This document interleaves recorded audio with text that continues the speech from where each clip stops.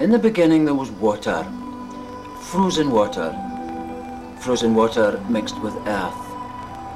And at the end of the Ice Age, the water and the earth separated.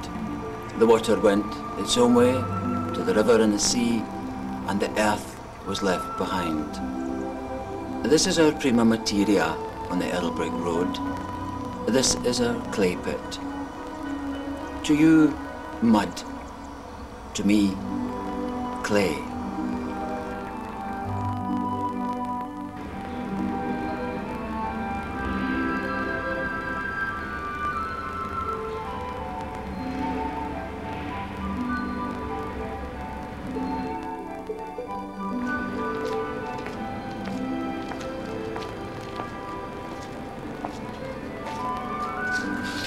It's a very old road, Errol Brick Road.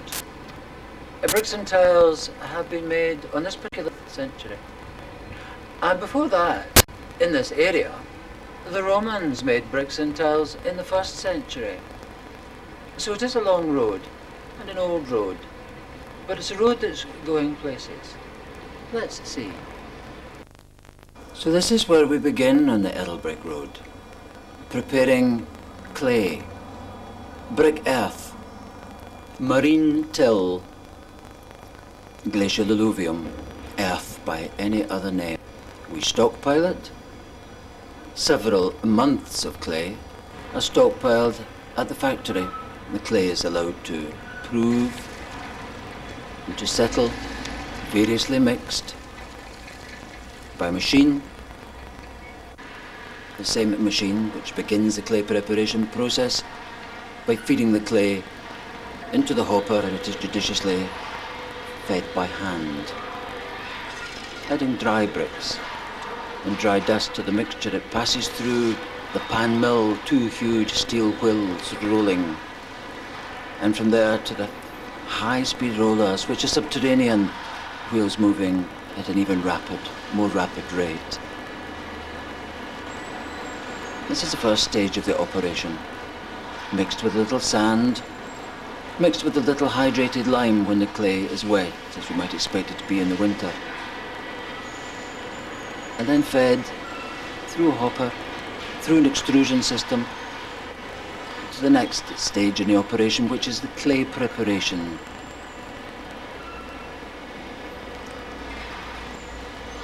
Wires in this green cage cut the clay into brick shape. It is picked up by 2 small metal bars forming a tiny pallet, which allows the wet bricks, chocolate in colour, to be fed into a frame or cage,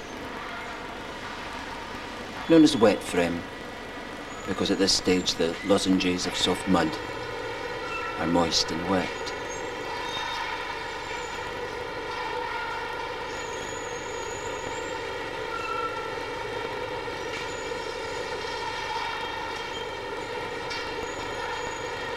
The water needs to be taken from them. They need to be dried. And for that, we need air.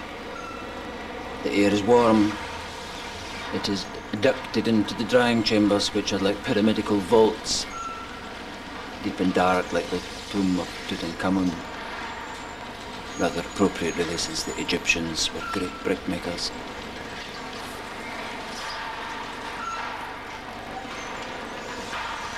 Two days in the dark tomb, in the vault, in the drying chambers. The bricks are brought back out. The milling and the grinding and the preparation and the shaping are predicated on removing water from the clay. A very important part of the process. If an iota of water remains in these dry bricks, they will suffer thermal shock in the kiln. And towards the kiln they go now. The technical name at this stage is green bricks, dried but not fired, or adobe. Adobe is a generic name for a dry brick. It's an Apache word, but the Apaches also made bricks like the Egyptians, like we do. This is the third stage in the operation, the stacking of the dry bricks onto railway cars. It's not quite the Chattanooga choo-choo, but these are cars which travel on rails.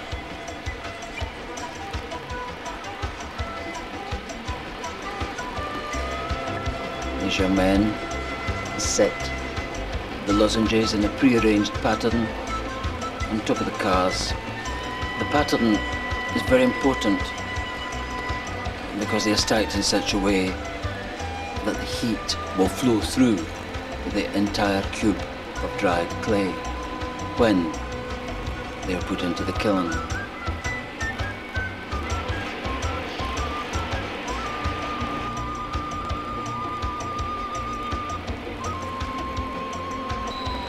They're put into the kiln by an automatic system of transfer, courtesy of ramp technology, computer controlled. One railway car of dried bricks is put into the fire. The kiln they meet their nemesis and are transformed utterly. Fire is stationary, the product moves through them. The kiln is expertly controlled by 21st century computer technology. The programs are geared to a steady and regular and consistent firing of dried clay.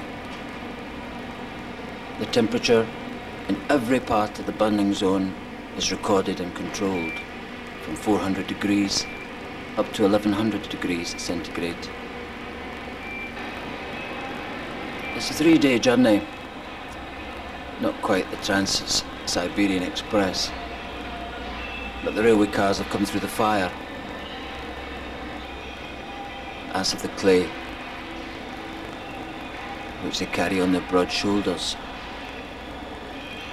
Again, kiln control ramp technology removes a railway car of fired bricks from the kiln. The earth has become cooked earth, terracotta, apple red, rich in iron.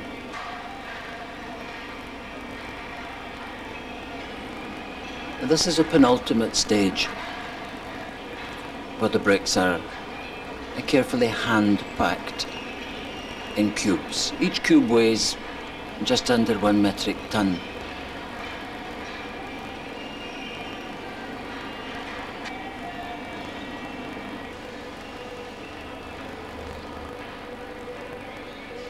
And each cube is perfectly arranged so that in its pattern it has 2 portholes that they might be picked up and taken away by a forklift truck.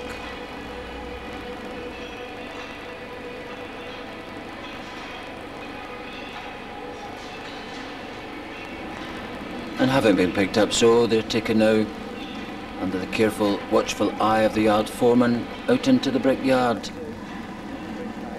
ready for dispatch.